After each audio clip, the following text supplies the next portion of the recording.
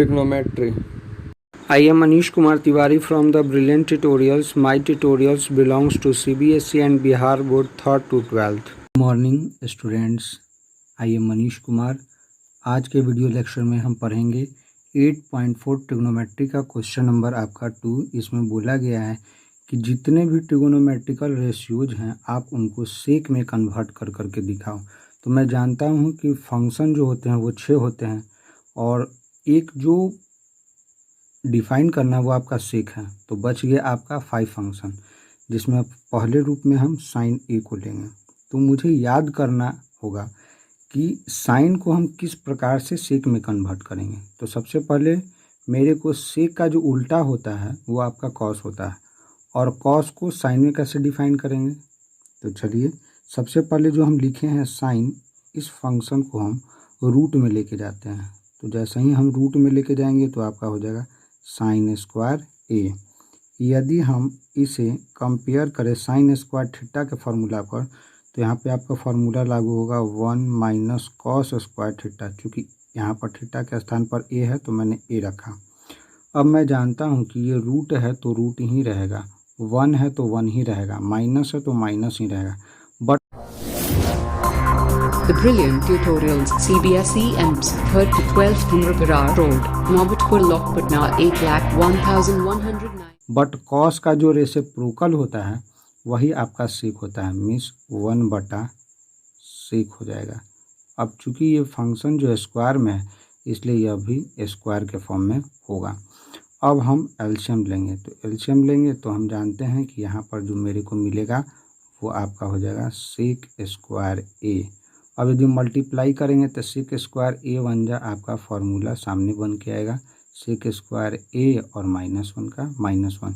चूँकि ये तो डबल है टर्म्स को रखे हुए, बट नीचे वाला जो है वो सिंगुलर है, इसलिए हम इसे 2 टर्म में डिवाइड करेंगे, न्यूमरेटर के फॉर्म में तथा डिनोमिनेटर के फॉर्म में। यहाँ पर हम देख पाएंगे कि यहाँ पर आपका हो जाएगा सेक स्क्वायर ए, जबकि ऊपर में आपका हो जाएगा सेक स्क्वायर ए -1। अब हम यदि तोड़ें तो ऊपर वाला जैसे था वैसे ही रहेगा, क्योंकि ये डबल टर्म्स को रखे हुए हैं। Sec square A -1 by under root sec square A है तो ये सिंगल था इसलिए बाहर निकलेगा तो आपका ए हो जाएगा, स्क्वायर आपका खत्म हो जाएगा। ये सेक ए है। अब हम लोग चलते हैं दूसरे में, कॉस में। कॉस को कैसे बदलेंगे, तो हम जानते हैं कॉस का रेसिप्रोकल होता ही है सेक ए, सो आपका बन गया। अब हम लोग जानेंगे टैन को कैसे कन्वर्ट करेंगे। तो टैन को यदि हम तोड़ेंगे तो इतना बड़ा फार्मूला हो जाएगा साइन थीटा बटे कॉस थीटा। चूँकि थीटा जो है सो ए को फॉलो किए हुए है इसलिए यहाँ पर ए ही लिखाएगा। अब हम जानते हैं कि साइन को हमने कन्वर्ट किया था इतना के रूप में, तो इसके पहले हम इसे इस रूप में लिखेंगे साइन ए और इंटू 1/कॉस ए, ऐसा लिख सकते हैं।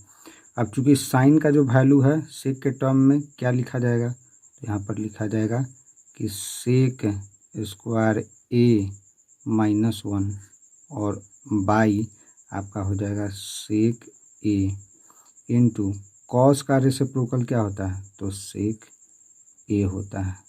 अब चूँकि सेक है तो सेक से कट जाएगा, आपका जो बचेगा वो आपका हो जाएगा सेक स्क्वायर ए -1। यदि आपको समझ में आया तो ठीक है, नहीं आया तो मैं इसके लिए सेकंड मेथड भी बता दे रहा हूँ।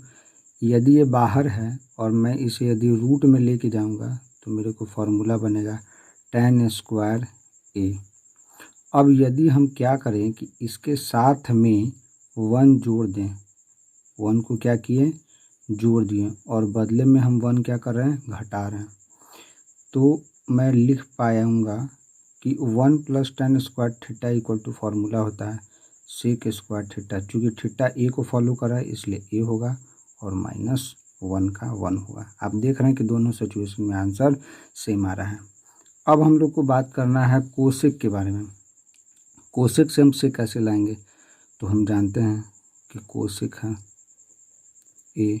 अब जो कोसेक रेसिप्रोकल फंक्शन है तो इसका मेन फंक्शन क्या है साइन, तो ये हो जाएगा 1/sin A और 1 का 1 sin A। तो देखो मैंने जो साइन का जो टर्म था, साइन का टर्म, उसे मैंने किस रूप में डिफाइन किया था? तो √sec² A - 1/sec A।